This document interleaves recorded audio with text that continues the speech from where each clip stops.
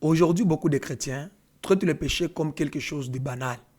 Certains pensent que vivre dans les compromis n'a pas de conséquences spirituelles. Mais les témoignages de cet ancien sorcier et occultiste révèlent une réalité terrible. Dans le monde spirituel, le péché dépouille les croyants de sa protection et de son vêtement spirituel. Dans cette vidéo, ce messie explique que lorsque un croyant vit dans le péché, il apparaît spirituellement nu.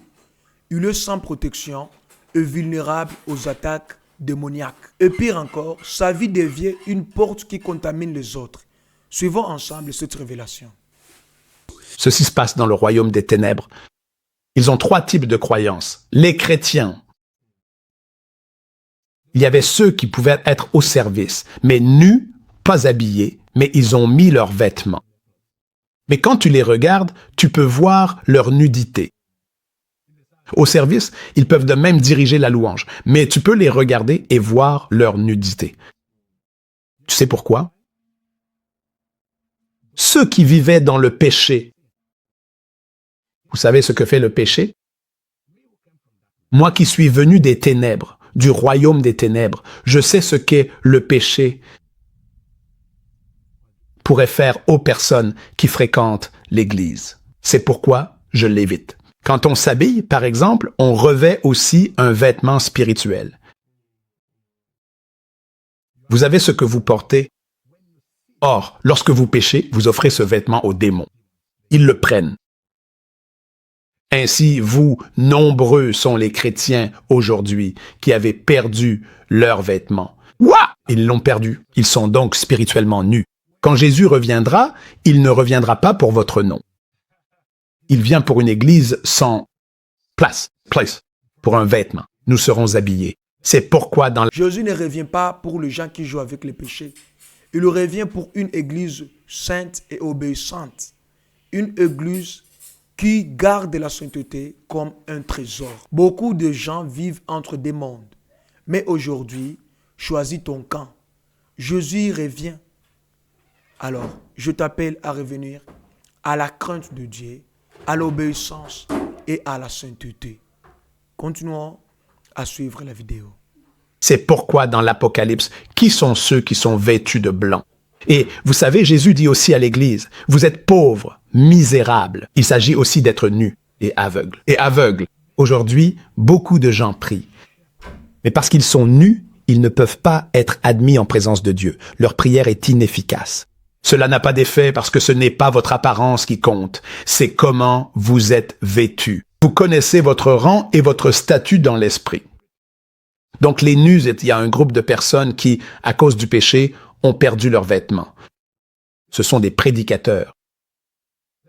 Ils pouvaient monter en chair et prêcher, et moi j'arrivais à une réunion et je les voyais nus.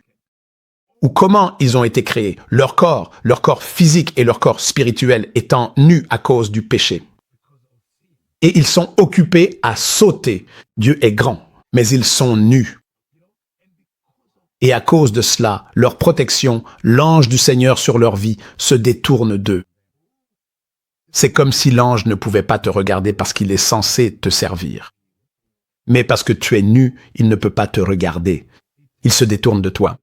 Et cela signifie que lorsqu'il se détourne de toi, tu es à la merci de l'ennemi. Le péché ne touche pas seulement la conscience. Il touche l'identité spirituelle, l'autorité du croyant et la protection que le croyant avait sur lui. C'est pourquoi, bien-aimé, ne joue pas avec ta vie spirituelle. Ferme la porte au péché.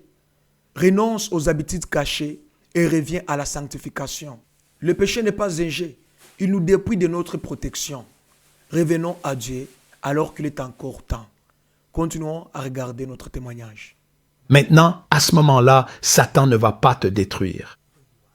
Parce que tu es un atout, tu vas devenir une porte pour détruire les autres. Grâce à ton influence et ta position dans l'Église, À cause de ton péché sera une porte pour souiller tous ceux qui t'entourent. donc ce prédicateur, par exemple, Ou ministre, ou intercesseur, ou chanteur. ce qu'ils font sur la scène, ils le font, ils disent que c'est amplifié, donc C'est l'onction, donc c'est une impartition. Donc tu dis, mon impartition n'est pas seulement l'imposition des mains. Mais tu vois, c'est pour cela que les chrétiens doivent faire attention à qui ils écoutent. Tu ne peux pas écouter n'importe qui. Parce que les mots sont spirituels. Les mots sont des esprits. La parole que tu prononces est esprit. Jésus a dit « les paroles que je vous dis ». Esprit et vie. Donc les mots sont esprit. Si je te parle, c'est esprit. Si tu m'écoutes, c'est esprit. Donc ce n'est pas seulement ce que tu dis. C'est aussi d'où tu le dis, ce que tu portes en toi à cet endroit est transmis à travers la parole. Ainsi, la parole est comme un système de transport qui véhicule le royaume dans lequel tu te trouves et le transmet aux personnes qui t'écoutent. Si une personne sert Dieu et vit dans le péché, ce n'est plus seulement son âme qui est en danger, mais aussi ceux qui l'écoutent et la suivent. C'est pourquoi examinons nos vies. Si notre vie tire les autres vers le péché, repentons-nous immédiatement. Ne soyons pas des instruments qui affaiblissent les corps du Christ. Continuons à regarder la vidéo. Quand le Seigneur dit de ne pas laisser ta colère durer toute la journée, quand le Seigneur dit « repentez-vous immédiatement, n'attendez pas demain, pardonnez maintenant », il a dit « tu perds ton vêtement et tu vas détruire des vies ». Il y a donc ceux qui ont perdu leurs vêtements. C'est un groupe que j'ai toujours pu voir dans l'Église. Ceux Qui ont perdu leurs vêtements. Et peut-être que je peux te poser la question. As-tu encore ton vêtement? Es-tu vêtu? Parce que la Bible dit, dépouillez-vous de la chair et revêtez-vous du Christ. Peux-tu revêtir le Christ sur le péché avec l'immoralité, avec l'amertume, avec la colère? Avec le manque de pardon. Peux-tu revêtir le Christ avec cela? Peut-il te permettre de le revêtir? Peux-tu revêtir le Christ avec la colère, avec l'amertume, avec le manque de pardon? Dans le royaume des ténèbres, nous avions l'habitude de connaître, le péché chez un homme. Parce que le péché d'un homme, tu le vois toujours dans ses vêtements, dans l'esprit. Et donc cette graine, là où se trouve la tâche, c'est là que la flèche est dirigée. C'est le point d'entrée de l'attaque. Démons, sorcières et sorciers, laissez-moi vous dire, qu'environ 5000 peuvent commencer à chauffer un seul point pendant des jours, parce qu'ils ont trouvé un point sur lequel te chauffer. Et plus il chauffe ce point, plus il devient mou, jusqu'à ce que cela commence à se répandre dans tout ton esprit.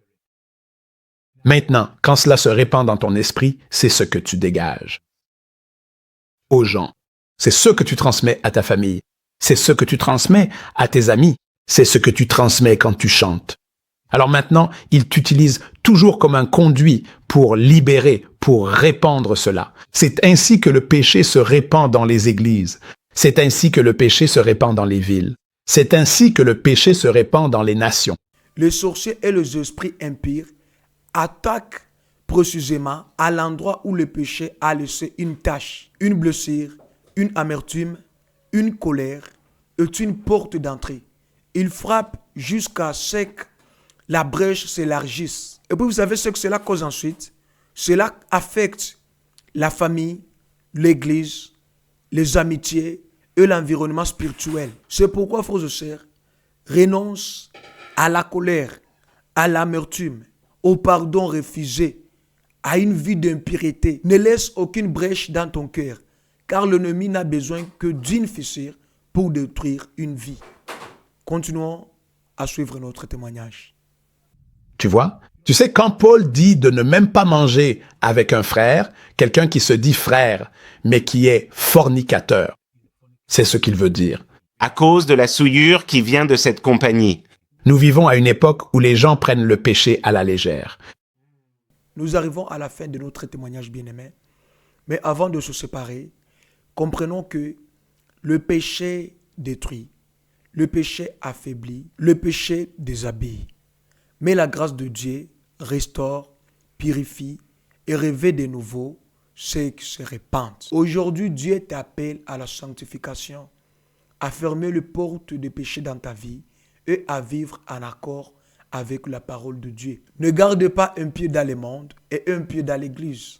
Choisis Jésus, choisis la vie, choisis la sainteté, choisis la vérité de la parole de Dieu. Que Dieu te bénisse et retrouvons-nous dans la prochaine vidéo par la grâce de Dieu. Amen. Peut-être que, pendant que vous écoutez, quelque chose en vous vous pousse à revenir à Dieu ou à lui donner votre vie. N'ignorez pas cette voie. Jésus vous appelle aujourd'hui avec amour et miséricorde. Il veut que vous soyez proche de lui. Il veut vous guérir, vous restaurer, vous pardonner et marcher avec vous tous les jours de votre vie. Alors si tel est le cas, faisons ensemble cette prière. Dites Seigneur Jésus, je reconnais que je suis pécheur et que j'ai besoin de ton pardon. Merci d'avoir donné ta vie pour moi à la croix. Aujourd'hui, je viens à toi de tout mon cœur. Je me repens de mes péchés. Viens dans ma vie, sois mon Sauveur et mon Seigneur. Je te donne mon cœur, ma volonté, ma vie entière. Remplis-moi de ton Saint-Esprit et guide-moi dans ta vérité. Je veux te suivre jusqu'à la fin. Au nom de Jésus. Amen. Et maintenant, voici quelques conseils importants. Cherche un vrai serviteur de Dieu, un pasteur ou un homme de Dieu fidèle à la Bible, qui pourra t'accompagner et te baptiser si tu ne l'es pas encore. Rejoins une église vivante où Jésus est prêché, où les frères et sœurs marchent dans la vérité et l'amour, pour que tu ne sois plus seul dans ta marche. Lis la parole de Dieu chaque jour et cherche avec zèle le baptême du Saint-Esprit, car c'est lui qui t'aidera à mener une vie sainte, une vie selon la volonté de Dieu. Prie constamment.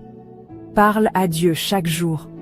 Sois honnête, persévère, et il agira puissamment dans ta vie. Souviens-toi, Jésus revient très bientôt. Prépare ton cœur, marche dans la sainteté, et ne regarde plus en arrière. Si tu as fait cette prière, envoie un message, commente ou parle à quelqu'un de confiance. Tu n'es plus seul. Bienvenue dans la famille de Dieu. Merci de vous abonner à notre chaîne, de liker et de partager nos contenus. Cela nous aide grandement à propager l'Évangile et à toucher plus de vies pour Christ.